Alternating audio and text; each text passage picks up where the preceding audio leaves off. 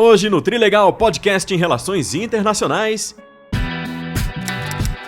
Haja espaço no HD para tanto currículo assim no podcast dos nossos triespaçosos professores Fred Dias e Aline Tomé. A convidada super especial de hoje é a professora aposentada do Instituto de Relações Internacionais da Universidade de Brasília e atual pesquisadora vice-líder do Grupo de Pesquisa Democracia e Política Externa do CNPq, Maria Helena de Castro Santos. Com uma coleção de publicações nas principais revistas de ciências sociais do país e do mundo nas últimas décadas, a professora vem falar conosco sobre seu tema de investigação mais recente, a exportação da democracia pela força na política externa dos Estados Unidos. Com grande rigor metodológico, a pesquisa da professora tem mostrado como a tradição liberal dominante naquele país torna sua intervenção na política doméstica de outros países um elemento de grande instabilidade em arranjos locais e regionais dos vários continentes do planeta. No segundo bloco, exploramos a presença da professora para especular sobre o que representa esse momento imediato da decisão e intervenção do tio Sam na guerra da Rússia na Ucrânia. O que a sombra de Trump sobre a política externa de Biden pode representar para o futuro da ordem internacional. Além disso, uma dica tricultural envolvendo música, cinema e literatura. E para acompanhar, French fries? Opa, essa é a minha deixa. Ok, você venceu. Batata frita. Você não soube me amar. Você não soube me amar. Trilegal, it's time!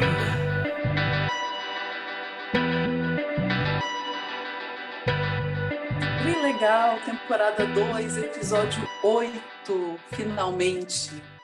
Estamos aqui gravando, então, esse episódio tão especial, com uma convidada muito especial.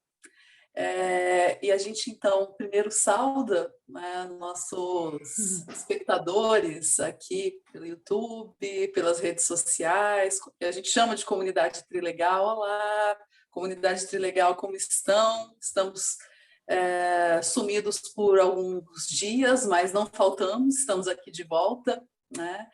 E hoje a gente vai ter a oportunidade de discutir vários temas super interessantes. Mas antes, deixa eu passar para os meus companheiros de programa para também fazerem suas saudações, né, Fred? Olá, comunidade Trilegal, bom dia, boa tarde, boa noite. É a primeira vez, né, Aline, que a gente deixa de fazer, nesse tempo todo, a gente tem já 1 ano e meio, não, 1 ano vai fazer, né? Hoje tem 1 ano de programa, né, 1 ano exatamente não, né? Tivemos 1 semana perdida, e aí eu tive uma gripe inesperada que, né, não foi negativada para a Covid, mas, enfim, que me tirou da semana, e aí na semana seguinte a gente teve também um inesperado, né, com a professora convidada de hoje, porque ela está se mudando ainda, né, se adaptando à nova localidade. Então, deixa eu já fazer a apresentação, né, da nossa convidada de hoje, a professora Maria Helena de Castro Santos, que é professora agora aposentada, recém-aposentada do IREL, e pesquisadora sênior do mesmo instituto, né, na pesquisa sobre o Grupo de Política Externa e Democracia. Então, é uma honra muito grande, agora diretamente do Rio de Janeiro. Professora Maria Helena, como vai? Tudo bem? Que bom estar aqui com vocês. Acho essa iniciativa excelente. E quando tem uma iniciativa como essa, né, surge assim, um grupo menor, isso justamente contribui para o que é mais importante da democracia, né, que é a pluralidade, a diversidade. Eu acho isso excelente. Quanto mais pessoas vocês convidarem diversas aqui no seu pensamento, melhor, né? Então, vocês estão de parabéns. Obrigada, professora. Queria só fazer um registro para a gente que vive aqui em Brasília, a professora Maria Helena viveu muitos anos aqui em Brasília, quando a gente fala de IREL, para a gente é automático, que é da Universidade de Brasília, né? E, na verdade, por várias razões, é uma honra receber a professora Maria Helena, que, deixando registrado que ela trabalhou, então ela se aposentou no Instituto de Relações Internacionais da Universidade de Brasília, que foi o primeiro curso de Relações Internacionais do Brasil, né? Então, a gente tem uma pesquisadora altamente experiente aqui, né, com um currículo imenso, que agora, né, tem seu devido descanso no Rio de Janeiro, mas que tem uma longa carreira e que, inclusive, continua pesquisando, né, como o Fred acabou, né, de mostrar aqui. Então, é realmente um privilégio ter a sua presença aqui, professora. E isso que você falou sobre a diversidade, né, é essencial para a democracia, e a gente tem experimentado bastante isso aqui também, né? A gente já recebeu vários colegas, recebemos um amigo que também é jornalista, com perfis bem diferentes, posicionamentos bem diferentes, o que é muito importante, e sempre, né, temos falado bastante sobre essa questão da democracia e a necessidade, né, de mantê-la, ainda mais nos tempos que vivemos, né? É realmente uma alegria. E, né, falando sobre os nossos temas de hoje, nós vamos, na primeira parte, falar, então, de um processo que é mais do ponto de vista mesmo acadêmico, né? Os aspectos mais ideacionais do processo decisório na política externa dos Estados Unidos, com um modelo liberal de exportação de democracia, né? Então, que é uma das grandes especialidades da professora Maria Helena. Então, a gente vai ter a oportunidade de ouvi-la aqui sobre isso.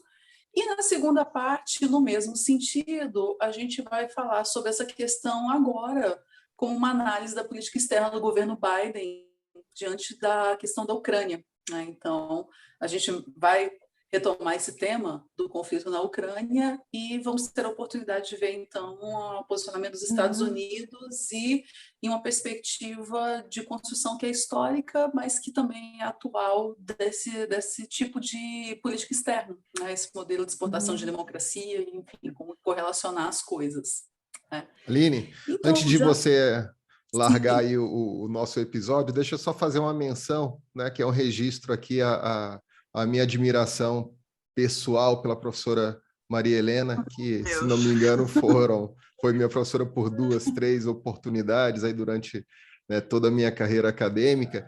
E, assim, os grandes professores que deixam marcas em você, né, são guardados sempre com muito carinho e inspiram a gente a ser também, né, deixar essas marcas nos nossos alunos. Então, a professora Maria Helena, além dos temas, né, que ela pesquisa, que eu tenho assim de cor, ela sabe disso, que eu acabo sempre lembrando das coisas que ela já, né, produziu aqui e ali, mas a coisa que talvez mais tenha me marcado foi a sua disciplina de metodologia, né, professora?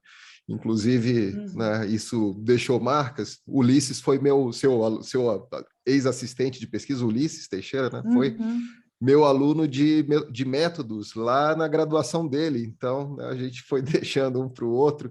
E essa preocupação com a metodologia de pesquisa, né, com ser uma pesquisadora no sentido mais pleno que a metodologia, né, exige da gente, foi sempre uma preocupação da professora. Então, né, se eu tenho alguma qualidade, alguma, né, preocupação com isso, quem me deixou uma vez foi a professora Maria Helena. É difícil, viu?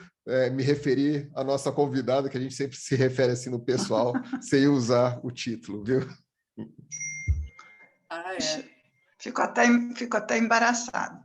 Mas a metodologia, que eu não falei, eu realmente me dediquei bastante, não era, digamos assim, vamos dizer, porque tem acadêmicos, professores, que sua área é metodologia, né? Não era o meu caso, mas eu achava tão importante realmente a boa metodologia. E o IREL, eu acho que por muito tempo, e agora acho que voltou também, ele descuida um pouco disso. Mas, então é isso, eu tinha muito prazer também de dar esse curso, né? A gente não pode esquecer que o que torna um trabalho científico é a metodologia, né? A boa metodologia. É isso que faz um trabalho ser científico, né? Assim, então, é muito importante, né? Muito importante. Então, obrigada por você ter lembrado disso. Muito Tá bom. ótimo. Mas esse apreço da professora pelo método, pela metodologia, também foi a primeira coisa que me chamou a atenção, porque, é claro, a gente se prepara para o episódio, né? E aí, nesse preparo, o primeiro artigo da professora Marilena que o Fred me mandou, né, a primeira coisa que me chamou a atenção foi a questão do método mesmo. É um artigo de 2020 que a professora escreveu junto com a Rebeca Mansur Vieira sobre a questão dos Estados Unidos na Líbia, né, e na Primavera Árabe, mais especificamente na Líbia, mas a primeira coisa que me chamou a atenção foi o rigor metodológico. Eu comecei a ler o artigo e me chamou muito a atenção isso, e eu ia comentar em algum momento, eu estava esperando quando é que eu ia ter a oportunidade de falar isso, e já foi agora, porque foi a primeira questão que me chamou a atenção, que eu concordo, professora, não é só no IREL, não. Cada vez mais, eu acho que no mundo acadêmico a gente vê um pouco disso não ser uma preocupação prioritária, quando deveria ser, né? A gente estava até tendo uma conversa prévia aqui sobre várias questões e discussões sobre democracia, por exemplo. Nosso papel como acadêmicos é discutir a questão da democracia do ponto de vista acadêmico mesmo, por definição, o que seria essa democracia, e tentar fugir do ideológico, né? Então, isso na escrita de artigos acadêmicos também tem se refletido muito. Então, para mim, foi o que mais chamou a atenção nesse artigo, foi a questão da metodológica, com certeza. Que bom, que bom. Não, então, você vai me deixar uma última interrupção antes do nosso primeiro tema, Aline. Ô, professora, você sabe que eu encontrei, uma vez eu participei de uma conferência na Europa, agora não lembro que cidade, eu acho que Madrid, e eu estava na rua, assim, né, caminhando nas redondezas ali da universidade onde estava acontecendo, e de repente um grupinho se formou em volta de uma pessoa no meio da rua, eu achei estranho, fui chegando perto, quem era a pessoa ali no meio? Giovanni Sartori. Oh! Merece ter um agrupamento mesmo. Né? O pessoal parou em volta dele, né? Assim como uma estrela. Ele deu contribuições excelentes. Metodológica, sobretudo. Né? A ideia dele de conceito assim. É sensacional. Sim.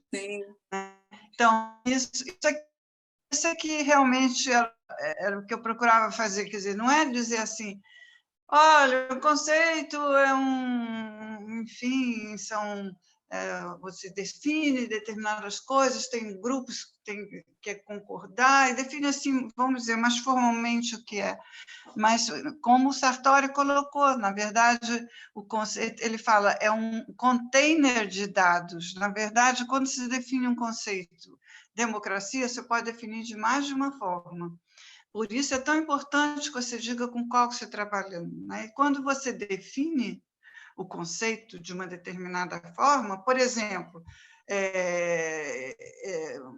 simplesmente na dimensão política, né? Democrático, o país que tem eleições livres, regulares, justas, que tem liberdades civis e como é que chama? E coisas políticas. Isso é uma coisa, né? A outra coisa, se você disser, é isso, mas, além do mais, promove a distribuição dos bens e serviços, digamos, de uma maneira equitativa, tá certo? Então, depende muito de como você define o que você vai buscar. Então, o conceito te diz que dados você vai buscar. Essa é uma ideia muito importante, que você define assim, é um conjunto de palavras que tem um grupo que aceita e fica claro. Você não para que isso? Por que isso? É uma coisa mais informal. Eu realmente acho o Sartori incrível. Esse site dele eu achei incrível. Você perguntou a ele tudo? Você ficou lá, falou com ele? Não, eu só passei e fiquei admirando ali o pessoal, aquele momento popstar dele, né, seguindo minha rota. Que legal, mas, quer dizer, ele foi reconhecido e cercado, né? Foi. Esse é o ponto. Eu não reconheceria, né? Mas ele merece. É o ponto. Alguém reconheceu. Muito legal. Quando ele fala também a história de se o conceito viaja bem, a ideia que você define relação, né? Uma referência empírica, e resolve aplicar isso num outro contexto muito diferente, né? Então, isso os americanos fazem muito, né? Eles pegam aquela história do etnocentrismo, né? Eles se pegam como modelo e definem como se fosse eles, o contexto deles, né? É muito interessante, ele coloca isso também. Sim. Você sabe que a Aline divide uma matéria comigo, né, a mesma matéria, Introdução às Relações Internacionais, nos campos diferentes da nossa faculdade, e a gente fez um exercício uma vez para alunos de primeiro semestre, né, justamente aplicando o conceito de autoritarismo, né, Aline, do Como as Democracias Morrem, do Ziblatt Levitsky, que a gente também trabalhou na sua matéria, professor. E, assim, o efeito é muito claro, né, porque as divisões ideológicas desaparecem diante da necessidade de precisão conceitual, né, aplicada a caso da realidade. Foi muito interessante o experimento. Exato. Né, Aline? Pois é. Pena que essa nossa profissão seja tão mal remunerada, né? Porque eu gosto demais, acho importantíssimo, eu gosto demais. Mas é muito remunerada, pior, né? É uma pena. Mas tá vendo? A gente não está combinando as coisas hoje, mas elas estão combinadas. A gente não combinou a cor da blusa e viemos com a cor parecida, né, Fred? Mas falando do Sartori, né, a professora Maria Helena, eu também estudei na Universidade de Brasília, eu fiz mestrado e doutorado lá, mas eu não fiz no IREL, eu fiz no CEPAC, que atualmente se chama ELA. Não sei se você já ouviu falar. Ele é vinculado sim. ao Instituto de Ciências Sociais, e lá nós fazemos pesquisa sobre as Américas e necessariamente comparativas. Então, Sartori foi um dos metodólogos que eu mais estudei e é o que sempre aparece em todos os projetos de pesquisa que eu escrevo depois também. Muita ênfase no método comparado. Ele é importantíssimo, né, na produção de conhecimento científico, né? Gente, e o texto dele é bom de se ler. É um cara que escreve bem de se ler também. Que não é comum. Semana passada eu entreguei o último projeto de pesquisa que eu fiz, que foi um projeto de iniciação científica, né, que eu auxiliei alguns alunos, e na metodologia estava lá o Sartori falando sobre comparação e a visão dele, porque para mim sempre tem que ter a que fica mais clara, né? Então é muito didático e muito importante mesmo, falando, porque eu não entendo como é possível fazer comparação sem você determinar que o método ele é comparativo. As pessoas elas comparam sem determinar. Então, eu acho que a qualidade realmente acadêmica ela depende desse tipo de perspectiva e ele, para mim, é um dos melhores autores, né? Talvez eu fosse uma dessas que cercasse ele se eu visse no congresso. Né? Mas, bom, acho que agora vamos para o nosso tema. Então, o primeiro tema de hoje, né, fazendo uma breve introdução, o posicionamento dos Estados Unidos e sua política externa, especialmente após o fim da União Soviética, no final dos anos 80, início dos anos 90, que, de alguma forma, foi uma surpresa, tanto do ponto de vista político como do ponto de vista acadêmico, né? A professora Maria Helena destacou isso em algumas das suas contribuições acadêmicas.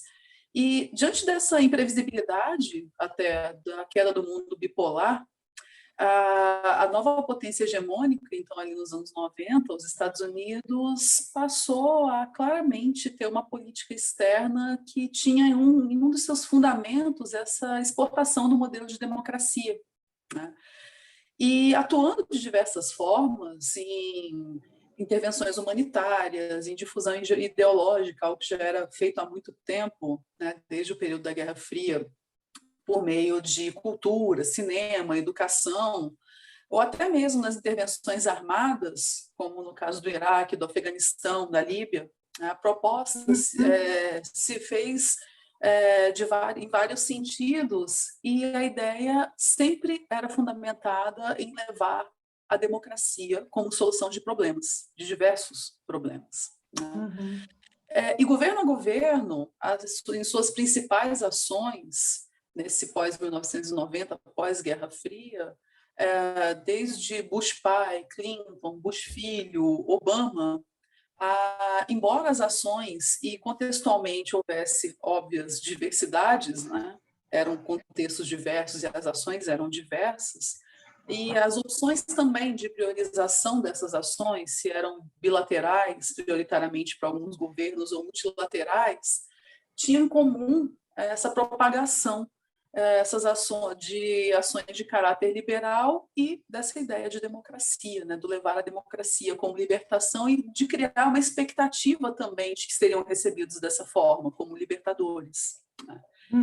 E o governo Trump ele modificou um pouco essa orientação, e agora nós temos novamente um governo democrata, do Joe Biden, que a gente vai falar mais a respeito na segunda parte, né? Estou me adiantando um pouco aqui. A gente tem um cenário que apresenta também características próprias, mas que ainda tem um pouco esse caráter. E é o que a gente vai debater aqui nessa primeira parte do programa. Então, professora, a gente quer ouvir as suas contribuições sobre as características dessa visão, tanto do ponto de vista das abordagens da ideia de exportação de democracia, né, pela análise de exportação de democracia pela força, né, que é uma das vertentes que a senhora faz várias imersões e análises, né, quanto de outras estratégias possíveis da política externa estadunidense com essas características. Então, a gente queria ouvir um pouco do que você tem para contribuir nesse sentido, nas nossas reflexões. Então, a ideia aqui, né, é interessante que a gente vai mudando, né, e eu já faço um tempão isso, e você vai mudando. Começou essa ideia, né, exatamente em 2002, quando os Estados Unidos estavam se preparando para invadir o Iraque, não o Afeganistão, o Iraque, né? E eu ficava muito intrigada, a famosa pergunta de pesquisa, né? Mas por que vamos dizer, um governo como o do Bush, né, que reagiu de uma maneira tão, digamos assim, agressiva, né, porque a doutrina Bush é uma doutrina bem agressiva, né? Ela tem, enfim, as Forças Armadas têm que estar absolutamente modernizadas e nos trinques, né? Tem aquela ideia que é, digamos assim, não é a coisa mais corrente, mas que é atuar antes que ocorra, né? A prevenção, né? Então, eu vou invadir antes que esse país me ataque, né? E me esqueci, não tem uma outra coisa, mas tem um quarto elemento, que é justamente a ideia de exportar a democracia para aquele país. E é isso que me intrigava. Como diabo uma doutrina tão agressiva, né? Democracia. Não fazia sentido para mim de você levar a democracia pela força das armas, né? E, além do mais, o Iraque não tinha feito nenhuma atuação, né, de provocação, digamos. O Afeganistão até teve um aval do Conselho de Segurança da ONU, né, porque, enfim, teria saído de lá, né, a agressão aos Estados Unidos. E era essa a história. Eu lembro de conversar com colegas e eles a favor, e dizendo, levando aquela história, não, está levando a civilização, não sei o quê. E eu, então, compreender isso podia estar justificando ações externas. Foi por aí que começou. Então, eu analisei muitos discursos, né? Meus dados foram esses, foram discursos dos presidentes e dos secretários de Estado e de Defesa, né? E a ideia também era justamente ver qual era a importância relativa de valores e interesses naquelas coisas, ou seja, de uma maneira mais aplicada, pragmática, a importância relativa de democracia com segurança, né? Exatamente na justificativa das ações, né? O que era mais importante, etc. Então, nós analisamos muitos desses discursos, né?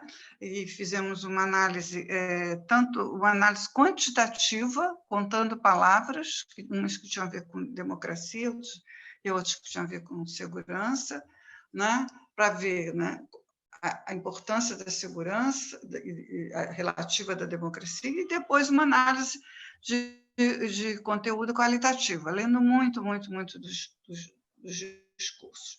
Então, vamos dizer, a história é o argumento, aí eu vou depois dizer o que, né, o que a gente achou, né, o que eu achei. Mas a ideia básica quando eu estou fazendo essa fala, chamar a atenção para essa dimensão ideacional da política externa, né? Ou seja, interesses contam, né? Então, é interesse econômico, segurança, poder, não sei o quê, contam, né? É muito importante, e na maioria das vezes até mais importante, mas não conta toda a história. Então, quando você começa a mergulhar nos valores de alguma forma das doutrinas, digamos, de política externa, você entende muito melhor, tá? Então, você fica, enfim, a explicação das ações de política externa ficou muito mais inteligíveis, né? Inteligentes, né? Quando você leva em conta essa questão dos valores. No caso dos Estados Unidos, o que você encontra o tempo todo e homogeneamente é a chamada tradição liberal americana, tá? Que na verdade, né, é uma tradição do liberalismo. Qual foi a cara que o liberalismo, né, tomou nos Estados Unidos, né? Então, eu vou falar aqui só rapidamente, né, quais são os grandes valores dos quais eles não se afastam, né, de uma maneira geral. Então, essa tradição liberal, ela é uma forma particular, né, do liberalismo que se desenvolveu até os Founding Fathers, né? E se apoia num conjunto claro, né, de princípios morais e políticos, né? Ele coloca o indivíduo no centro da vida política e vê cada pessoa como possuindo direitos inalienáveis.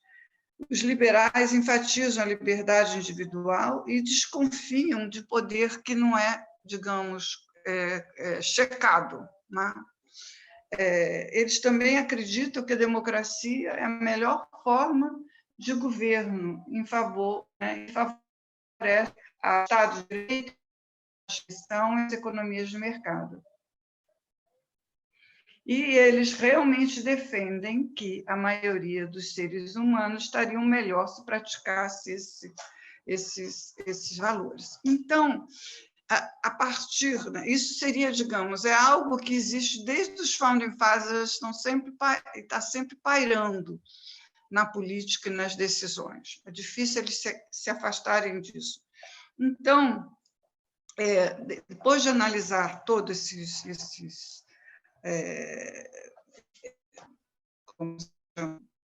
discursos, né, eu cheguei à conclusão de quais eram os princípios que estavam justificando essa invasão. Na verdade, eu me inspirei num autor chamado Robert Packham, que nos anos 70 ele escreveu um livro que eu acho maravilhoso, chama-se Liberal America, tá? Então, o argumento dele é que ele pegando política externa, ela vai pegando, que tem um conjunto, um núcleo de valores que é o mesmo, e que tanto em relação a doutrinas e políticas, quanto em relação à sua produção acadêmica. Então, ele fez uma análise da ajuda externa e a contrapartida, em termos acadêmicos, seria a teoria da modernização. Então, realmente, você vê por trás essa coisa. E eu adorei isso nos anos 70. Nunca tive oportunidade, fui por outros lados, né? Eu só entrei na academia já mais tarde. E aí, quando aí eu peguei essa questão, né, do Packham e comecei a ver referências que estavam nos discursos, né, que eles falavam o tempo todo. Então, eu cheguei à conclusão de 3 princípios e uma missão. Então, vou lá. O primeiro princípio é a crença dos tomadores de decisão importantes, né, de que a democracia liberal ocidental é universal, isto é, todos os povos do mundo desejam ser democráticos. A democracia não é algo cultural. Aquela história do Huntington, eles não aceitam, né? O negócio, por exemplo, que os muçulmanos e o confucionismo seriam incompatíveis, eles não dizem isso. Imediatamente eles dão exemplos de Turquia e outros países assim, eles acham que realmente é universal, não há incompatibilidade nenhuma, tá? Então, a promoção da democracia para o bem da humanidade, tá? Os povos submetidos a ditadores tipo Saddam Hussein, se eles tivessem chance de se expressar, certamente eles iam preferir ser democráticos, entendeu? Eu fiz, quando eu percebi isso, como isso aí era importante, era repetido, eu comecei a fazer assim uma enquete informal, toda americana que aparecia na minha vida, eu perguntava se achava realmente os valores democráticos são universais. Todos, eu não encontrei nenhum que dissesse que não. Mesmo os liberals, que seriam os mais de esquerda, né? Realmente é uma coisa que eles é muito dentro deles. Então, esse é o primeiro princípio. Então, se você vai promover isso, você está fazendo bem àquele povo, porque é isso que eles desejam. A Margaret O'Brien fala isso o tempo todo, né? Eles há muito desejam ser democráticos, então nós estamos indo lá, né, e fazendo isso. Quando eu discutia com meus colegas, eu dizia assim, eles diziam assim, eles vão ser recebidos como heróis americanos, vocês estão doidos, eles vão ser recebidos como invasores. Quem ganhou? Quem ganhou? Isso é uma loucura, essa história. Bom, o segundo princípio é o seguinte, é baseado na paz kantiana, né? Democracias não lutam entre si. Portanto, exportar democracia significa promover, né, a paz regional e global, né? Então, aqui, democracia já está sendo ligada à segurança. Se você tem um ambiente democrático, isso significa que você vai ter segurança, porque... E a ideia era, nós vamos tornar o Iraque democrático e ele vai espalhar a democracia pelo resto do Oriente Médio. E aí nós vamos finalmente ter uma região em paz, porque democracias não lutam entre si. Muito bem. E o terceiro princípio, que eu acho a coisa mais incrível do mundo, do ponto de vista analítico, né, é que eles dizem muito claramente assim, mas vocês não pensam que nós somos só bonzinhos, né? Porque a promoção da democracia nos interessa também, faz o mundo mais seguro, mais próspero, entendeu? Para os Estados Unidos. Então, para os Estados Unidos, o mundo democrático é o melhor que existe. Tá? E aí a democracia também está ligada, né, e aos interesses econômicos dos Estados Unidos, que eles acreditam que é um ambiente próspero, e os Estados Unidos se beneficia disso. O Diamond diz assim, é uma feliz coincidência que os valores e os interesses universais sejam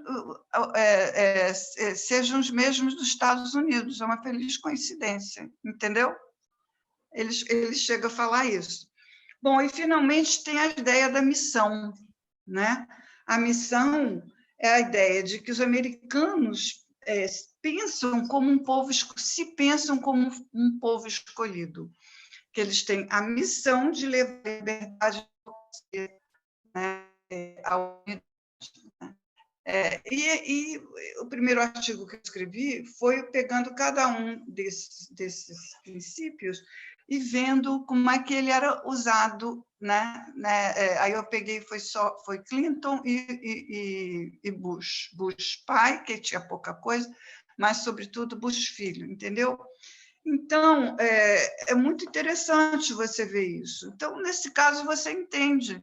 Então, quando você pega o Bush pai, o Bush filho, sobretudo, é muito... A democracia tem um papel enorme. Faz parte da doutrina de guerra, que é a democracia que vai levar segurança e paz. E, finalmente, nós, que sempre apoiamos tanto aqueles povos lá do Oriente Médio, enquanto eles tramavam contra nós, a democracia, na verdade, é a arma, em última instância, contra o terrorismo. Isso é dito também muito claramente. Tá? Então, quando eles invadiram o Iraque,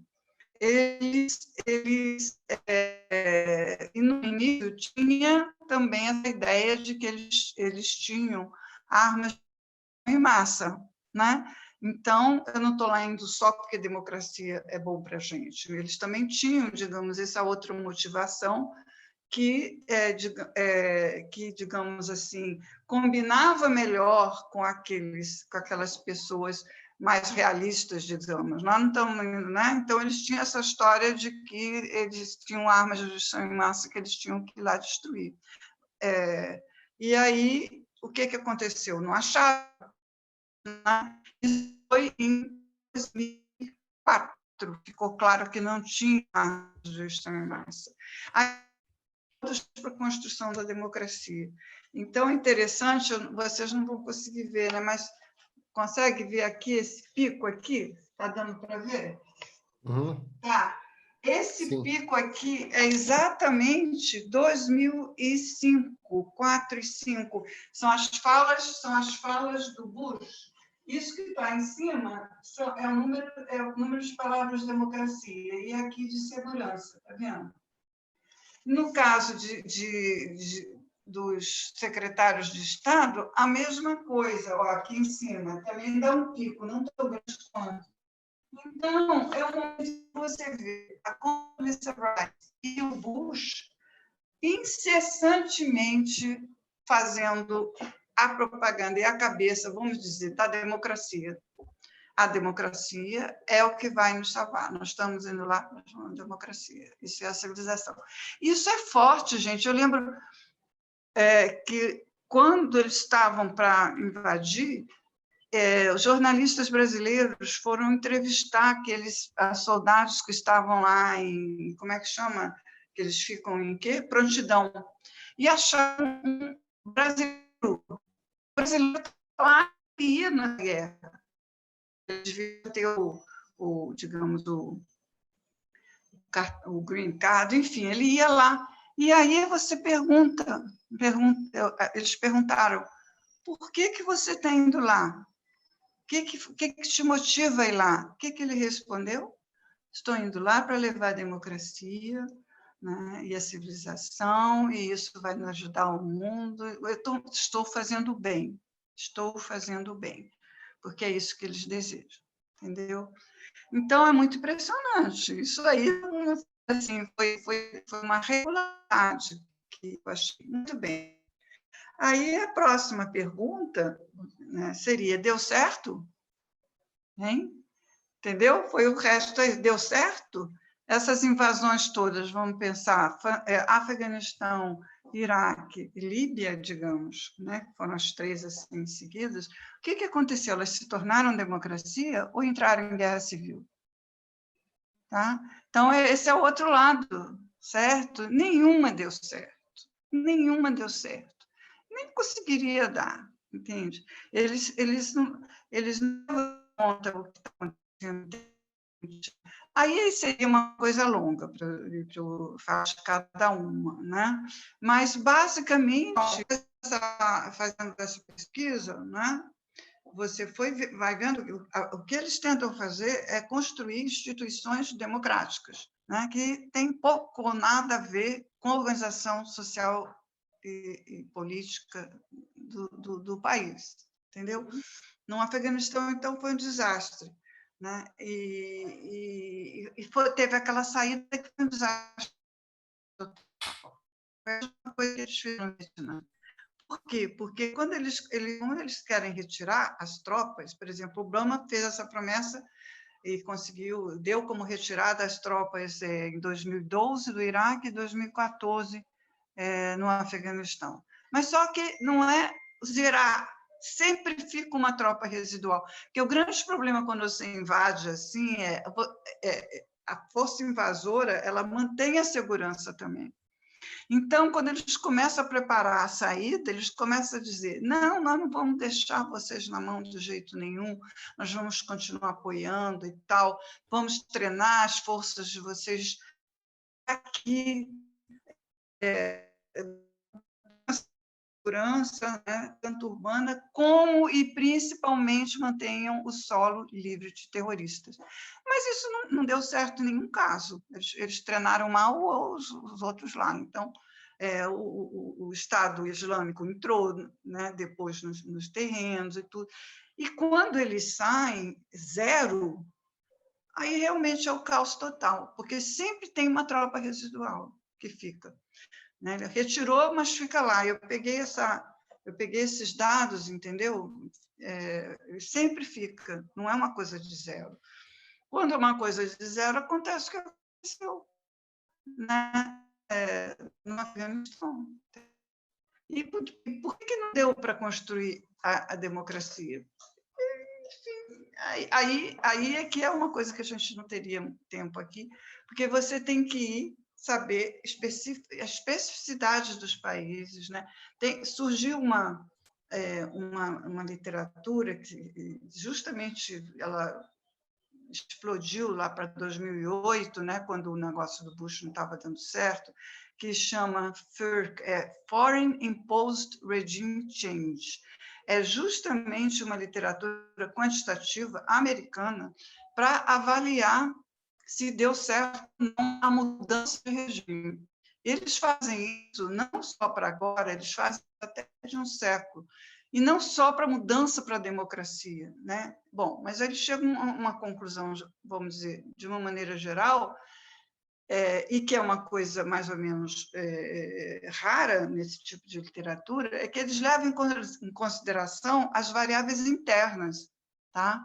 Então, tem do país, então você tem a variável, o tipo de invasão, como eles chamam, por exemplo, o Bush fez o que eles chamam de uma invasão institucional, ou seja, invadiu e lá ficou para construir as instituições democráticas. O Obama não fez isso, é o que eles chamam de uma invasão de liderança. Eles vão lá, tiram o cara que está lá, né, digamos, o chefe, agora eu não sei como é que eu vou chamar, o presidente, enfim, a autoridade, né, executiva, eles tiram e vão embora, entende? Então, no caso do Obama, ele foi embora, ele não ficou para construir nada, né? Então, essa literatura diz assim, quer dizer, no caso do Obama, ele trabalhava muito com o que ele chamava dos muçulmanos moderados, e às vezes tinha um certo engano que a inteligência errava, e às vezes ele fala isso, né? Realmente a gente tem que apoiar aqueles muçulmanos moderados, mas parece que às vezes errava, que a inteligência identificava meio errado os caras, né? Mas, então, tinha isso, né, que para a democracia dar certo, tinha que ser uma invasão desse tipo de construção institucional, e o país tinha que ter um mínimo de já ter tido uma experiência democrática, ter algum tipo de, não for super próprio, ter algum tipo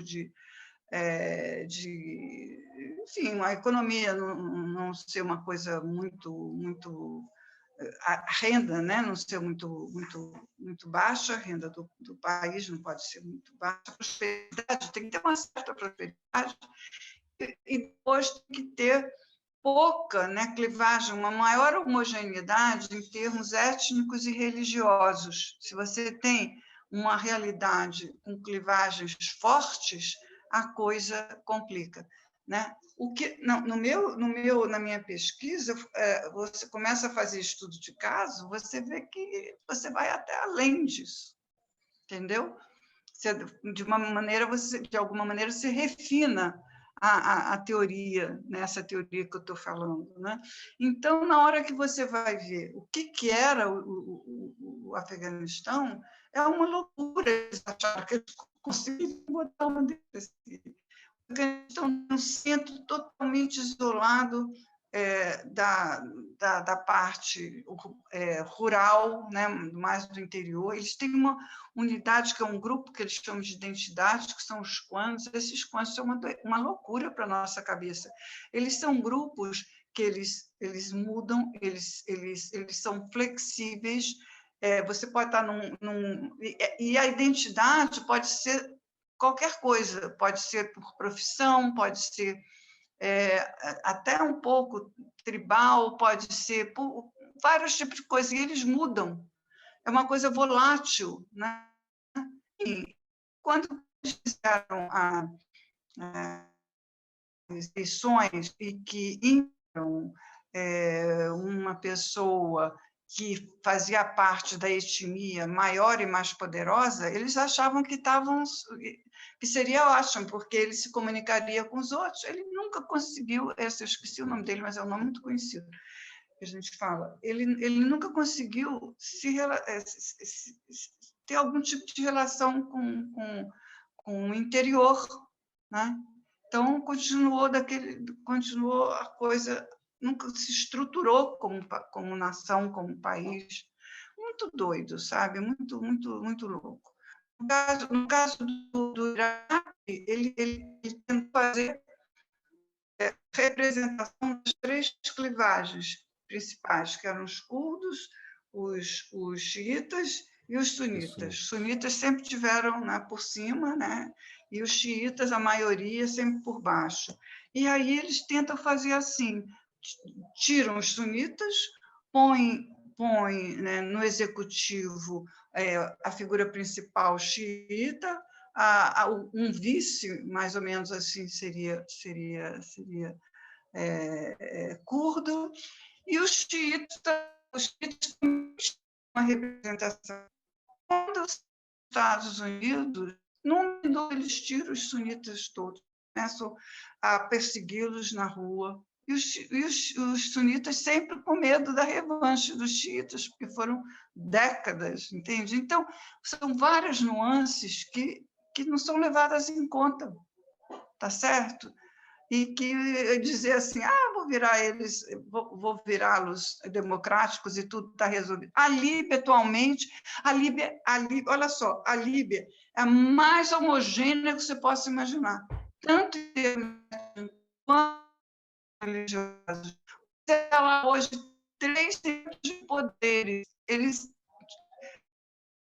por outras razões que não a etnia, a religião. Tem 3. O terceiro foi a ONU que resolveu fazer um terceiro para acabar com os outros 2. Não acabou. Agora são 3 centros de poder, entendeu? E eles continuam, né, lutando e guerreando pela definição de guerra civil, né, que tem aí uns indicadores, né, que definem, eles estão todos, não tem certeza do Iraque, algumas coisas que tem que ver, mas todos assim nessa situação de guerra civil. Ou seja, você entra para construir democracia e o que acontece? Você instala a guerra civil. Foi isso que aconteceu basicamente com os três, entendeu? Então, de fato, essa coisa de exportar a democracia pelo uso da força e achar que o mundo todo é igual a eles, né? Tem um autor que é o Yarda, que diz assim: todos os povos são etnocêntricos, mas os americanos abusam do direito de ser etnocêntricos. Eles veem o mundo pelas suas leis, né? O dizia que os americanos eles são handicapped, eles são prejudicados pela sua história feliz, porque a história sempre foi feliz. Fizeram lá aquela revolução, foi certo, foi tudo dando certinho. Eles acham que assim vai ser também, né? Pois é, professora, desculpa te interromper, mas aqui essa questão do etnocentrismo que você falou, a minha formação ela é, então, em Relações Internacionais e Ciências Sociais, e na antropologia a gente trabalha muito com essa questão do etnocentrismo, né? A gente costuma dizer que o etnocentrismo ele é uma regularidade, de fato, ele é encontrado em qualquer sociedade, em qualquer cultura, mas isso não quer dizer que isso vai justificar ações que podem chegar até a genocídios, né? Recusando a existência do outro, ou criminalizando ela, e até essa nesse sentido mesmo, de centrar a sua visão para olhar todo mundo e aí justificar ações, ou querer exportar a democracia ou algo nesse sentido que claramente, né, não vai funcionar ou não faz o menor sentido se a gente racionalizar, né, desideologizar um pouco e racionalizar, observando situações. Mas tem essa coisa entranhada forte. Nós somos o povo escolhido. Olha, se vocês virem aqui não, esse aqui não. Os discursos, né, que falam da missão é muito impressionante, além de ser muito arrogante. Sabe? Sim. Eu faço isso porque eu posso. Eles falam assim: We are America. Sim. Eu gostei muito quando, em alguns textos seus, que eu dei uma olhada, você fala sobre essa surpresa, né, de quando caiu a União Soviética, os Estados Unidos se tornaram um país hegemônico. Acho que no improviso, né, eles foram incorporando isso e contando essa história de que eles podem, de que eles são superiores, e aí decidiram que fazia sentido, que a verdade... Sempre foi, mas realmente é muito impressionante quando eles falam dessa missão. Sim, de fato. Porque eles juntam a crença na universalidade dos valores democráticos e a paz democrática, né? Sim. Eles falam, olha só, assim, os presidentes e os secretários, eles falam de manifesto, eles têm, de Deus, do mal, de fardo, sacrifício, chamado especial que eles têm, entendeu? Eles têm e missão. As palavras transmitem sentimentos nobres, quase religiosos. Algumas vezes assumem a postura do povo escolhido, outras vezes mostram indiscutível arrogância. Esse sentido de missão apareceria em momentos importantes da política externa no pós-Guerra Fria. E realmente tem uma da Madeleine Albright, deixa eu ver se é esse aqui.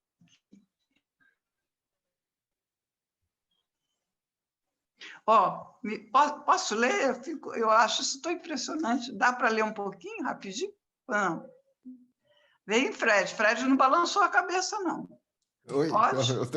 Pode, claro. Olha só, eu vou ler em inglês, hein? Vocês me desculpem.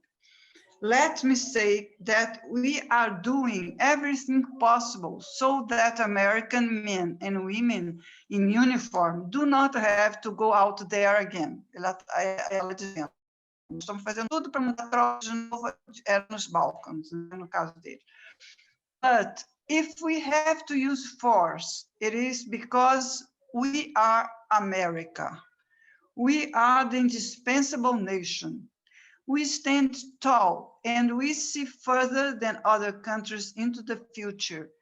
And we see the danger here to all of us. E aí eles dizem, I know that the American in uniform are always prepared to sacrifice for freedom, democracy and the American way of life. Isso é muito forte, gente. Vocês sabem que quando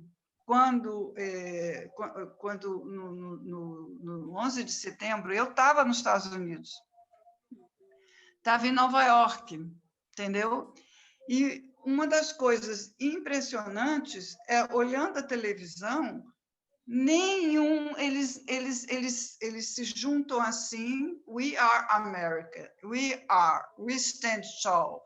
E uma das coisas que eles diziam é, não vão destruir our way of life.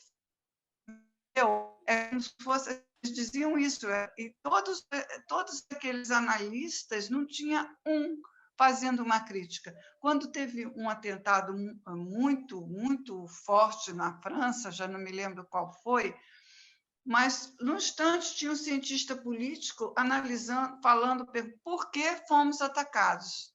O que fizemos para provocar isso? Não na América. Naquele momento, eles estavam todos juntos defendendo esses valores que aparecem o tempo todo. Entendeu? E our way of life, ninguém vai mexer nisso. Essa simbologia, muito ela forte. já nasceu exatamente no dia do próprio ataque, ele já veio com a simbologia toda, que foi uma das principais interpretações à época e até hoje né, do estilo de vida do World Trade Center e do Pentágono e a força militar e tudo mais, né?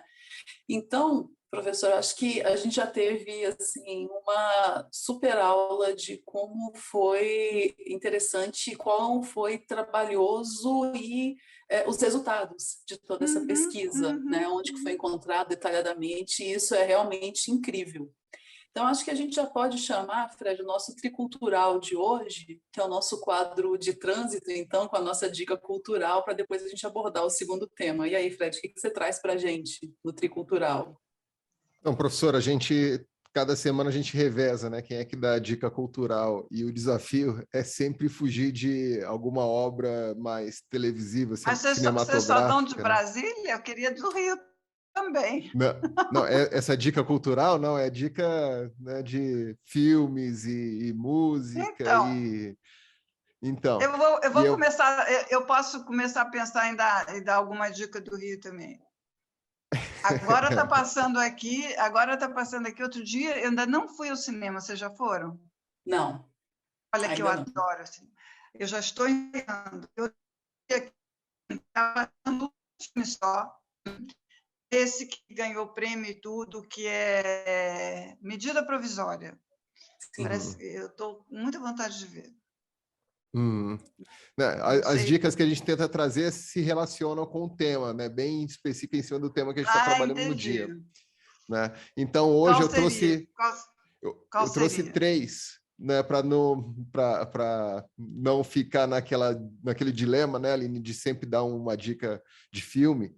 Né? Então, eu deixo a dica de filme por último. A primeira dica que eu queria dar é de um livro que né, foi lançado em 2016, chamado A Família Mandible, 2029-2047. Então, é uma distopia futura de uma autora chamada Lionel Shriver, eu vou dar o nome errado agora, né? Mas é porque esse outro livro eu não conheço, né? Mas eu sei que ela é famosa por um outro livro que ela escreveu, Precisamos Falar de Kevin, alguma coisa nesse sentido, né? Depois eu descubro. Vamos falar, também não sei dizer. Kevin. E ela escreve essa distopia, que é sobre um futuro em que uma família muito rica, né, que são os Mandible, tem uma ruína financeira de 2029 a 2047, que é a própria decadência de superpotência dos Estados Unidos. Então, é o movimento de substituição dos Estados Unidos pela China e das crises sociais dentro dos Estados Unidos que um rápido declínio, né, causa. Então, assim, é um livro muito literatura fantástica, né, como se chama, porque do ponto de vista mais técnico, é muito difícil imaginar, né, um cenário onde os Estados Unidos se desfaz em tão pouco tempo, assim como a Rússia, né, a União Soviética, foi uma surpresa também, né, a forma como ela se desfez rapidamente, mas é isso, né, se vier a acontecer contra as nossas expectativas. Então, ela cria essa literatura para explorar, né, no fundo, os dramas pessoais ali dessa família, né, que experimenta toda essa mudança. Trouxe também uma música, porque eu acho que um ponto importante, né, professora, essa crença muito generalizada, muito dominante nos Estados Unidos de ter a certeza do seu modelo social como universal, ela é um fato, né, ela tem um peso sobre a determinação da política externa muito grande, mas a gente nunca pode se esquecer da crítica que permanece, né, na sociedade americana. Então, essas minhas duas outras sugestões, acho que a primeira, inclusive, também era, mas essas duas últimas são mais críticas de dentro do próprio Estados Unidos. Então, para a gente colocar aqui uma música, né, Aline, que a gente costuma não dar, eu queria dar a sugestão do hino dos Estados Unidos sendo tocado pelo Jimi Hendrix no Woodstock, no festival de 1969. Naquela época, no Woodstock, nossa, linda. Então, ela assim, a forma como ele expressa, eu vou botar aqui na edição, mas a gente que conhece sabe, né, que ela é uma expressão assim muito triste, dolorosa, né? Em alguns momentos ele tenta imitar metralhadoras na guitarra, né? Fazer parecer o som das bombas caindo. Então, é uma expressão muito crítica feita por meio de um dos símbolos, se não o maior símbolo dos Estados Unidos, é um dos maiores símbolos, né, dessa tradição liberal dos Estados Unidos. E aí a última, que é o muitos deles realmente não se apresentaram e foram presos. A Joan Baez estava dando nesse Woodstock, né? Tem um momento que ela dá recados do companheiro dela, que agora eu não me lembro quem é, que estava preso, que mandava um recado para o povo todo, assim. Quem era? Não me lembro. Eles preferiam ir presos. Foi um movimento de resistência, né, no contexto do Vietnã, né? Exatamente. Junta muito do Canadá, né? Me arrepia lembrar dessa versão do Jimi Hendrix, porque é uma mistura mesmo do momento e com a arte mesmo. Né? Que poder você conseguir com uma guitarra mostrar, né, sons de bombas, ou tentar imitar isso e conseguir. E era uma crítica a esse ímpeto de exportação de democracia, né, ou pelo menos de preservação de um não comunismo avançando ali pelo Vietnã. Então, é exatamente sobre isso que a gente está falando também. A última dica é um filme, eu não sei se vocês conhecem aqui, ele é de 2004, então é bem no auge desses dados aí sobre democracia que a professora levantou e mostrou para a gente agora há pouco, né? É um filme chamado Team America, Time América, que é feito com aqueles bonequinhos. Time. Né? Que é feito com aqueles marionetes de madeira que nos Estados Unidos ficaram clássicos naquela série Thunderbirds dos anos 60 também. Então, eles fizeram um filme em 2004, os mesmos criadores de uma outra série muito ácida, crítica mais social americana, chamada South Park, é um desenho, né? Mas muito crítico, para lá de adulto, né? Que é o público desse desenho. Então, o Team America é muito interessante, vocês não conhecem, né? Eu acho que vale a pena ver, porque ele é feito no auge dessa exportação da democracia ali para o Iraque, né? Da expectativa de transformação do Iraque, e ele retrata, então, como se fosse uma tropa especial dos Estados Unidos pronta para intervir contra terroristas em qualquer parte do mundo, né? Então, a cena inicial é eles prevenindo um ataque terrorista em Paris, na França, mas para isso eles derrubam a Torre Eiffel, né? Destroem a cidade inteira, né? Para conseguir acabar, né, com a ameaça terrorista. Então, tem momentos no filme que é muito engraçado, porque é uma crítica de dentro para fora sobre isso, professora, sobre a inabilidade, a incapacidade dos americanos entenderem esses povos com os quais eles estão lidando, tentando exportar democracia. Né? Então, tem momentos em que eles tentam se fazer de árabes e se infiltrar, né? Mas passam pelos ridículos sempre. É uma pouca capacidade de se botar no lugar, né? A história é a empatia, né? Que nesse momento perde para o etnocentrismo, né? Perfeito. Você estudar partidos políticos numa sociedade dessas, vou te contar, ou criar partidos políticos, você vai, de fato, não vai perceber muita coisa, porque partidos políticos deveriam ser, né? Digamos assim.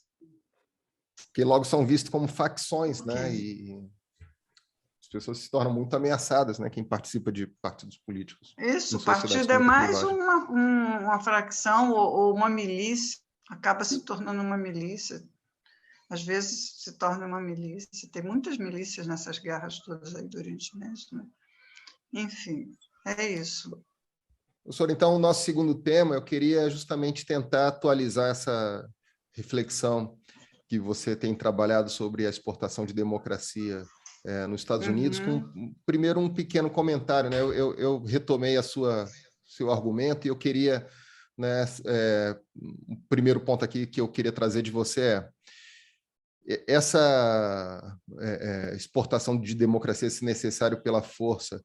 A literatura parece não ter muito claro, assim, pelo menos eu entendo que tem uma certa divisão, certos argumentos, né, consistentes, mas entre si inconsistentes, no sentido de essa pretensão de exportar a democracia é uma tradição.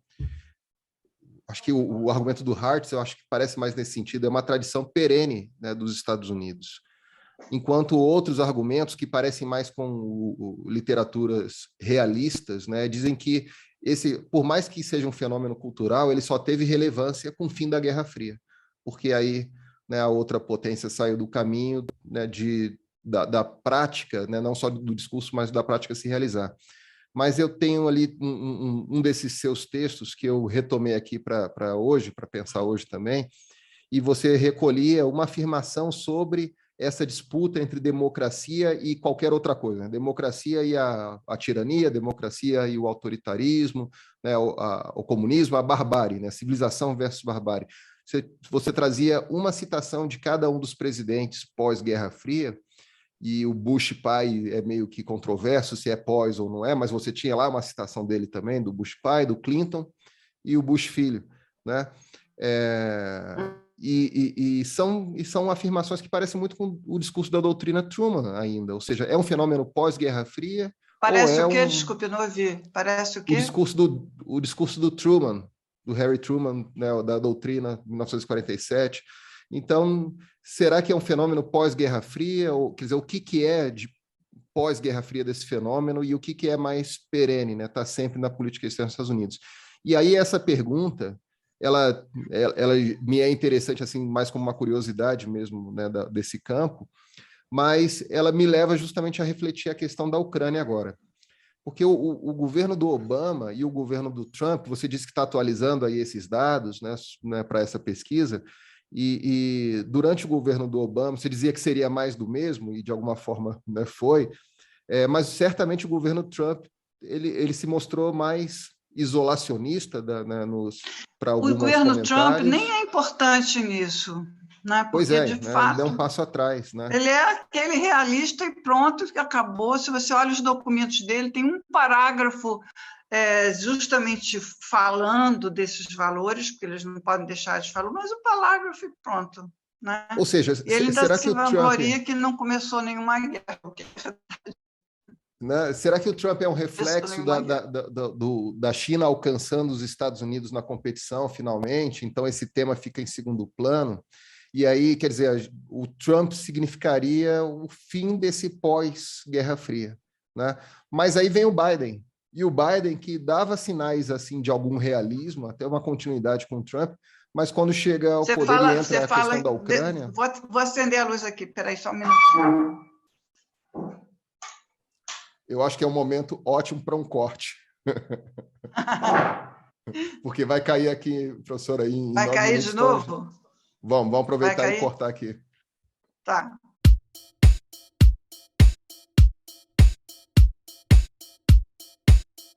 Professor, então, o ponto é que trazendo essa discussão, então, se Trump é o fim da Guerra Fria, do pós-Guerra Fria, né, porque o Trump já não dá mais essa relevância, aí, como você falou, a questão da exportação da democracia, o Biden, especialmente quando entra em cena essa questão da Ucrânia, parece, né, ter voltado a discursar, colocar a democracia no centro das preocupações da política externa e da política doméstica, né? E tem um discurso do Biden, agora eu não me recordo qual exatamente, mas que ele fala exatamente isso, que o desafio da geração é esse embate entre democracia e autoritarismo.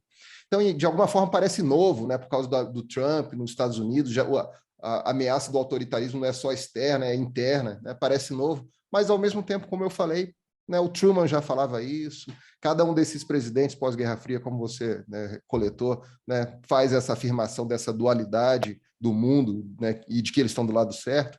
Então, como é que você analisa, né, essa questão da exportação da democracia no governo Biden, né, a Ucrânia? O Trump foi só uma pausa dessa tendência que é mais certa nos Estados Unidos? Eu acho que sim, viu? Começando a dizer. Porque eu estou entendendo, quando você fala em pós-Guerra Fria, você tá pensando que no pós-Guerra Fria a democracia sobressaiu, né? Porque o outro sistema de valores se provou, não deu certo. É isso que você está pensando? E do lado do realista, mais a falta mesmo de uma potência para frear ímpetos que fossem de democracia ou de qualquer outro sistema, né? A falta de uma potência... Mas foi no início, né, que ela foi uma potência sozinha, hegemônica, né? Depois a ameaça da China. Bom, agora eu estava lendo as coisas do Putin, ele disse que é absolutamente inadmissível isso, né? Uma potência só. Mas me parece, viu, Fred, que essa coisa que o Trump foi uma coisa muito diferente. Ainda engraçado, a gente sempre acaba associando ele ao Bolsonaro. É uma coisa que, como foi possível, né, elegerem uma criatura como Trump, né? A mesma coisa a gente diz aqui. Como foi possível eleger? Porque um pouco eles saem da curva, eles saem da curva, não é? Eles realmente têm uma postura tão abertamente, vamos dizer, de direita, né? Posturas que os outros estão sempre muito mais contidos, né? E, no caso, esses dois realmente... Como é possível isso, né? Então, me parece, Fred, que ele foi uma exceção, tá? Que a gente pode dar um pulo, né? O que ele fez em relação a isso foi jogou uma bomba no questão que foi considerada a mais poderosa, mas não nuclear, Essa história tem todo não sei se você viu esse texto que eu gostava muito de adotar, que é da Nina Tannenwald, uma coisa assim, em que ela explica, ela diz que os Estados Unidos não atirou outra bomba nuclear, e ela vê 3 casos que poderia ter feito isso, porque se criou um tabu. É muito interessante, porque ela explica isso também com uma variável, não é palpável, material, né? E o Trump fez isso, né? No Afeganistão, em cima mas não fez muito mais coisas, não, né? Então, isso mas me parece. Agora, você acha que, assim, quer dizer, o Trump, então, foi uma pausa nessa prática de exportação de democracia. Você acha que isso é uma vantagem para estabilidade, que essa pausa, ela é vantajosa para a estabilidade do sistema internacional, ou não, na verdade, é um momento que foi perdido no avanço, né, da exportação da democracia, né, porque, de muitos pontos de vista, essa presença dos Estados Unidos é extremamente instabilizadora, né? entendi. O que me parece é que esse ímpeto de exportar a democracia, né, foi super forte, quer dizer, eles foram invadidos e responderam com isso. Vou responder com democracia. Isso aí um pouco que arrefeceu, né? Porque o negócio deu todo errado. Não tem como dizer que deu certo. Aliás, tem. Desculpe, tem. Eles sempre conseguem. Desculpe. Desculpe, eu retiro totalmente. Falei errado. Nessa retirada do Afeganistão, o Biden teve a cara de pau, mas a cara de pau de dizer que o objetivo deles nunca foi construir democracia, que foi só se livrar daqueles terroristas e pronto. Né? Ele disse que nunca foi democracia, ele diz isso. Ele diz isso com tudo que foi escrito, com todos esses discursos, né? que a gente pode ler a qualquer momento, que eles estão aí gravados. Né? Então, eles continuam nessa história. O Trump, eu acho, mas eu também quero dizer o seguinte, o Biden, não imagino que ele tomasse nenhum tipo de atitude mais digamos assim, mais forte, né, para impor democracia, né, em um país, sobretudo pelas forças das armas. Eu não imagino isso, porque eles têm um limite, né, de guerras que os Estados Unidos têm que manter. Essa guerra aí foram 20 anos. Eu estava vendo aqui eu até anotei aqui algumas coisas. Você quer ver onde é que foi? Os gastos foram 2,313 trilhões. O Iraque foi 1 bilhão, trilhões praticamente. E muita morte. Isso aqui, agora eu não sei onde é que eu anotei o negócio das mortes, porque é interessante, eles falam bem, esses gastos, eles incluem, inclusive, os gastos que eles têm com os veteranos, né? Aqueles veteranos que ficaram estrupiados, eles mantêm eles a vida toda. Eu já vi que a guerra inteira terror dá 6. O que eu quero dizer é o seguinte, eu não imagino que o Biden, né, nada disso acontecendo, fosse se aventurar em alguma coisa. Eu acho que ele está realmente, como o Obama, né, o Obama estava em situação pior, se retirando. Eu não sei o que eu não sei. Eu estou atrasada nesse acompanhamento do Biden. Mas eu também não imagino. Eu imagino que ele gostaria, né, de ter uma pausa em relação a isso. Mas, em compensação, isso que você até mencionou está sendo posto e falado, né, exatamente o que está acontecendo no mundo. Estamos tendo outra vez digamos, um crescimento da direita em alguns países, né? O autoritarismo está aumentando muito. Então, o que é uma... Né? Aí, de novo, se coloca a coisa. Né? Vamos para um lado ou vamos para o outro? E eu estava vendo que no documento de segurança do Biden, que chama-se Interim National Security Strategy, que foi de março de 2021, ele passa, o início dele é muito interessante, que o início dele é todo dizendo que os Estados Unidos têm que voltar a ser uma grande nação. Entende? É de uma maneira que eu nem imaginava que eles aceitassem, tanto que os Estados Unidos, digamos, realmente deu uma...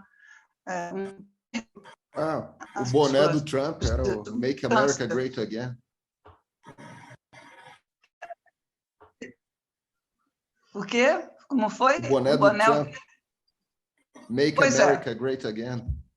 Great America Great Again.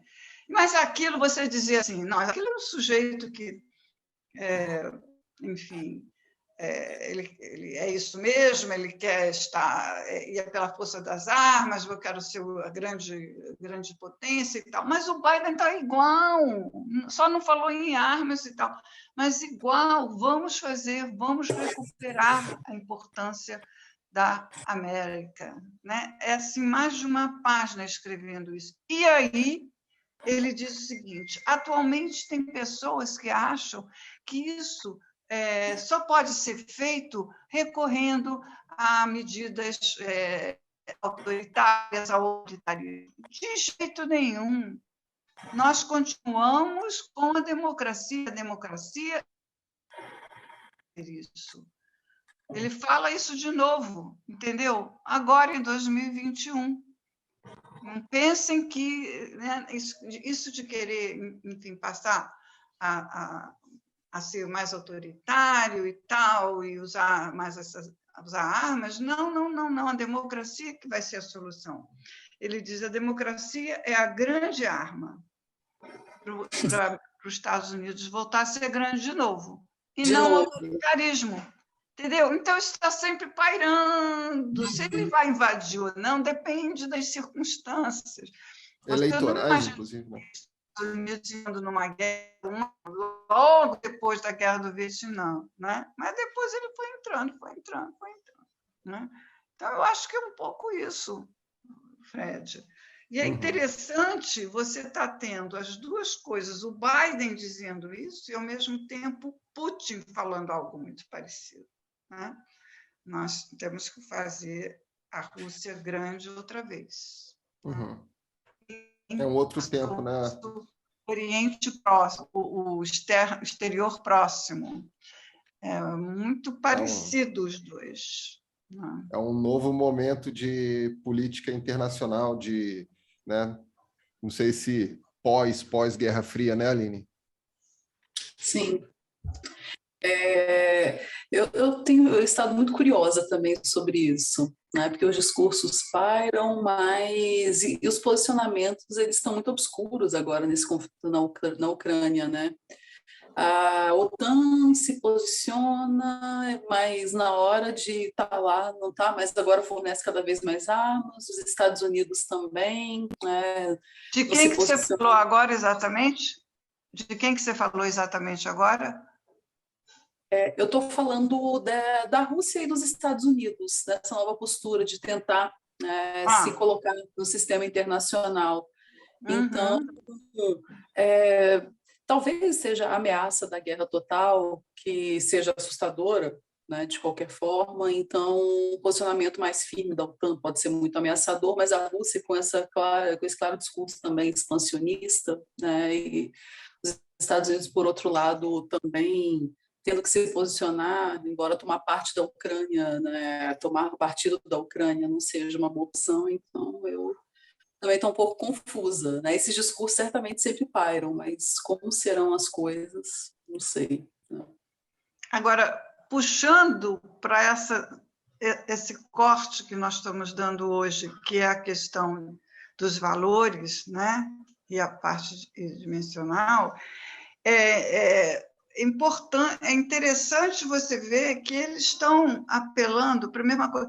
Eu não sei se eu cheguei a falar, acho que para o Fred, né? Que eu tive uma aluna, eu não me lembrei se foi aquela última vida, a Lisa, ela resolveu fazer a mesma coisa que eu fiz para a Rússia, tá? Tentar ver qual era o núcleo de valores que estava por trás das ações de política externa, né? E ela fez uma dissertação muito interessante. O que ela fez? Na verdade, ela fez o seguinte, ela foi pela literatura, deixa eu dar o nome dela direito aqui, Larissa Cristine Ferreira de Almeida.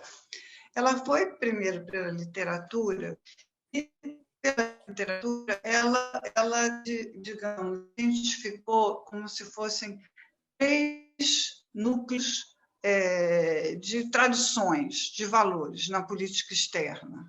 Tá? Como se fosse assim, eu me lembro de discutir isso com o Fred na aula, enquanto nos Estados Unidos parece ser muito mais homogêneo, né? Nós temos esse core de valores, né? E eles aparecem a cada momento. Na Rússia, eles distinguem 3, que primeiro é um ocidentalista, tá? E aí é bem interessante, começa desde Pedro o Grande, não sei o quê, mas a ideia de estar atrasada, temos que nos aproximar mais do Ocidente, sobretudo em termos tecnológicos, né? Depois, uma outra tradição, ele chama de civilizacionista, essa aí dá muita ênfase na parte cultural, né? Dos valores, essa coisa toda, e aquela ideia, né, de recuperar no seu, vamos dizer, no seu estado mais puro, a mãe Rússia, o Império Russo, né? Depois isso tudo foi mudando, né, ao longo do tempo. E, finalmente, o que eles chamam de estatista. Esse estatista, deixa eu ver aqui, essa estatista, ela se importa, né, com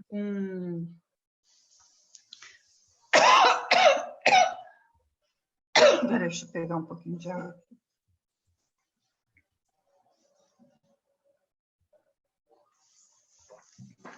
Com um Estado grande, tá? Eu queria pegar aqui que ela faz assim, mas eu acho que estava aqui.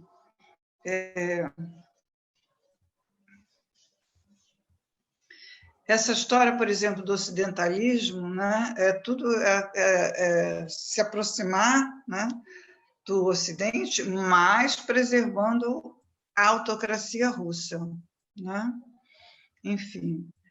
No caso do civilizacionismo, aparece também um forte nacionalismo, né? E o lema é ortodoxia, autocracia, nacionalidade. E muita proteção das tradições culturais, da imagem da Rússia enquanto terceira Roma, por aí vai. E da identidade imperial do Estado, né? E o nacionalismo uma grande ênfase na competitividade militar russa e na proteção das fronteiras do Estado.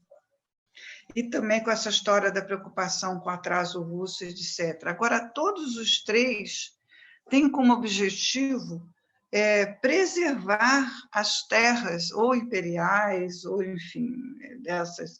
E que isso é muito interessante, muito importante para a gente entender essa guerra.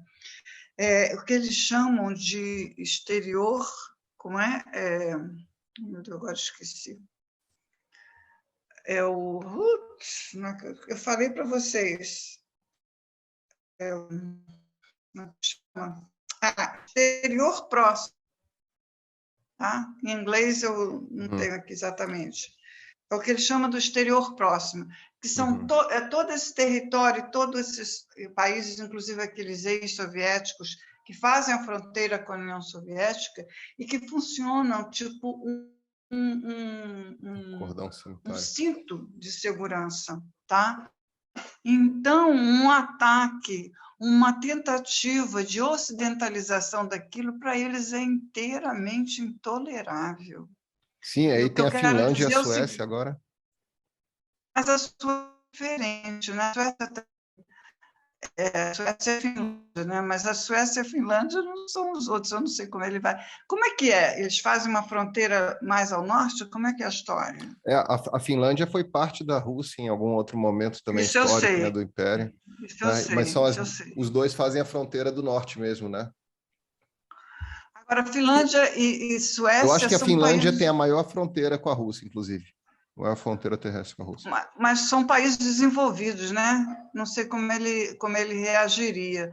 Agora, esses outros, eles acham intoleráveis. Olha, essa dissertação dela, ela faz isso. Depois, o que ela vai vendo, assim, isso é isso, e ela vai vendo como essas tradições se expressaram durante a época soviética, depois como é que isso se expressa especificamente com Putin, e depois analisando os casos da invasão da Geórgia e da Crimeia, e identificando, né, o que nessas invasões, né, nas ações, na política, né, externa das invasões se identificaria com essas correntes, né? Então, se você lê essa parte aqui, que foi escrita em 2018, você vê essa parte da Crimeia, mas é idêntica ao que está acontecendo hoje, sem tirar nem pôr. Só que dessa vez eles massacraram, né? Porque a Crimeia, além do mais, tinha aquela história, e ele diz que foi tudo legal, porque foi feito um plebiscito, né?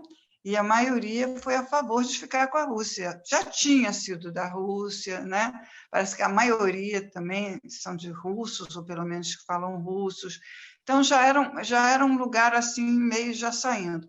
E agora o que eu estou vendo é que eles pararam de negociar, né? E que a Ucrânia não está disposta a dar território, a dar paz.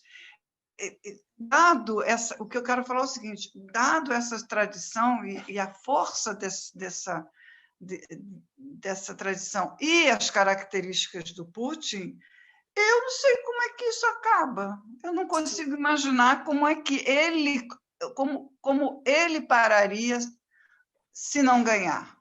Como não é que volta consigo. atrás agora? Né? Sim. Volta atrás? Como volta atrás, né? Não tem...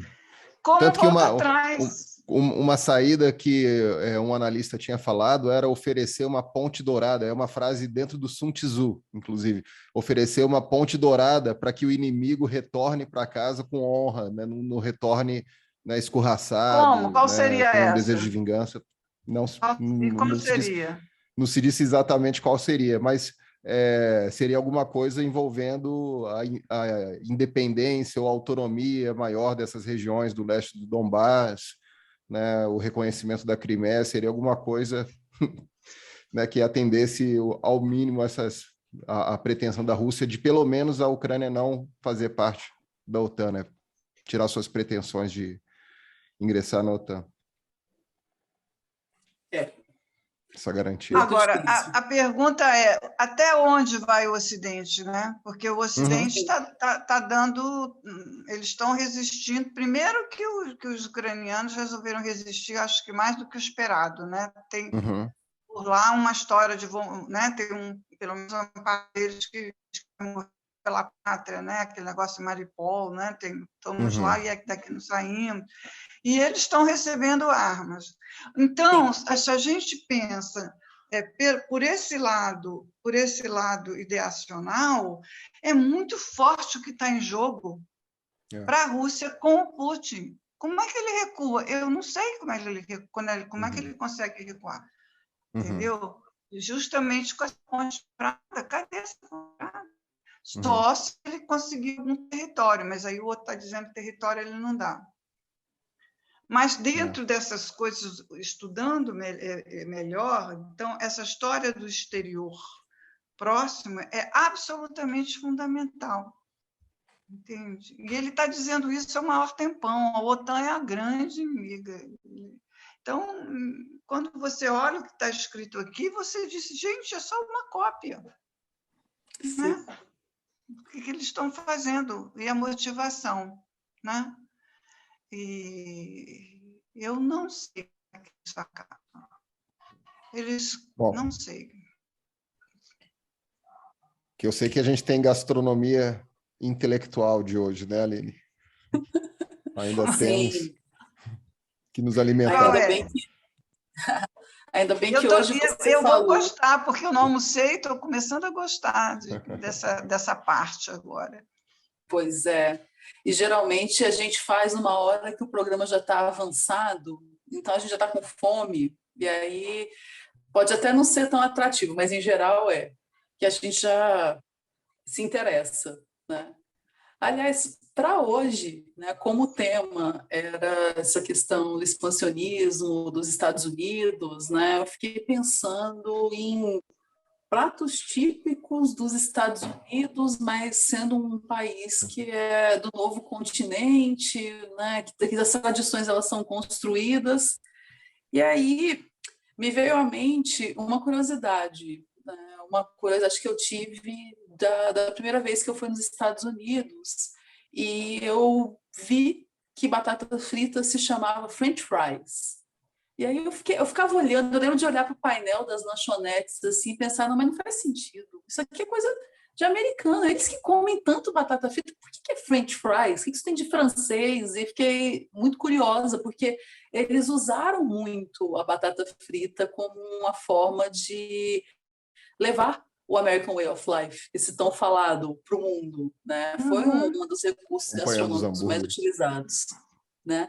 E aí eu pedi para a Larissa, que é a nossa ex-aluna e colaboradora aqui do Trilegal, investigar um pouco isso e trazer como é que faz essa ponte, né? De algo que tecnicamente seria francês, mas se torna americano e que é levado para o mundo todo. Então, tem um videozinho, né? Vamos assistir, então, para ver como que é isso. Ah, tem um vídeo. Sim, a gente tem um videozinho. Would you like fries with that? A batata frita é um dos petiscos mais apreciados e o acompanhamento mais popular ao redor do mundo. Sua origem é um pouco incerta, uma vez que tanto os belgas quanto os franceses afirmam ser os criadores da receita. De acordo com algumas pesquisas, foram os espanhóis os primeiros europeus que tiveram contato com a batata, por meio da colonização do continente sul-americano. Nos Estados Unidos, dá-se a Thomas Jefferson o crédito por ter apresentado a batata frita ao país. Um de seus escravos, chamado James Hemming, provavelmente aprendeu a receita enquanto treinava para ser chefe em uma propriedade rural, onde reis franceses apareciam para almoçar. A batata frita é altamente relacionada com fast food. Na década de 1950, as cadeias do McDonald's e Burger King se expandiram rapidamente.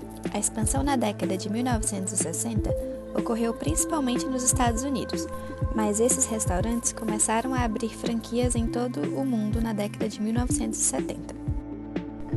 Essa expansão é responsável pela popularização da batata frita primeiro nos Estados Unidos e depois pelo mundo. E aí, professora, você é fã de batata frita? Se eu gosto? Você perguntou se eu gosto? Uhum. Eu gosto, mas não adoro. E eu fico sempre assim, batata frita não, e a minha linha, e a minha elegância. Eu não como muita, não. Eu não sou daquelas que adora e come tudo. Mas eu raro peço batata. Vocês adoram? Vocês gostam muito? Pois é, mais do que eu deveria, e às vezes acaba com a minha elegância, viu? Pois é, exatamente. Está colaborando. Exatamente. Esse é o problema, Né? Eu tenho a sorte de não gostar tanto. Dessa mesma vez que ali nos anos 90 eu descobri, então, que nos Estados Unidos batata frita se chamava French fries, que eu estava super curiosa, foi a primeira vez também que eu pedi um sanduíche e ele vinha com batata frita. Porque aqui no Brasil a gente não tinha essa cultura ainda, que foi fruto do American Way of Life. Trouxeram para a gente aqui depois, isso passou a fazer sentido. Mas eu fiquei muito curiosa com aquilo, né? Poxa, mas eu pedi um sanduíche, aí a moça dos caixas sempre me diziam, quando eu perguntava, não, mas vem com batata frita. Né? E aí eu já gostava, mas acabou virando meio que um vício mesmo. E certamente fruto desse American Way of Life, e como mostra o vídeo depois, né, eu descobri em outras pesquisas também, a origem nem é dos Estados Unidos, nem a certeza se é da França, tem uma disputa, né? Então é uma apropriação cultural da apropriação cultural. Sim. Mas você sabe que lá na Bélgica, né, eles têm aqueles famosos cones, assim, um cone desse tamanho, com batata frita dentro, assim, e quiosques desse tipo por toda, né, a cidade. E é realmente muito bom, né? Uma batata diferente, com a fritura deles lá diferente, mas é um cone que supostamente é individual. Então, dá para 3 dias, né, de porções. Você diz que é mais gostosa do que as batatas comuns? Mais gostosa do que as batatas comuns aqui? Eu não sei, o corte dela é diferente, né? Assim, batatas tem vários tipos, né? Então, tem aquelas que são mais apropriadas para fritura, aquelas que são mais apropriadas para o forno e tal. Mas o corte também é diferente. A batata é grande, então ela fica mais né, carnuda. É muito gostoso. É uma festa, né? É uma festa. Mas assim, 4 daquelas você já não aguenta mais. E aquele pacote deve ter umas 500. Ai, meu Deus. Depois tem que queimar, né, a caloria. Não, nem fala. Nem fala mesmo. Viva a drama. elegância. Pois é.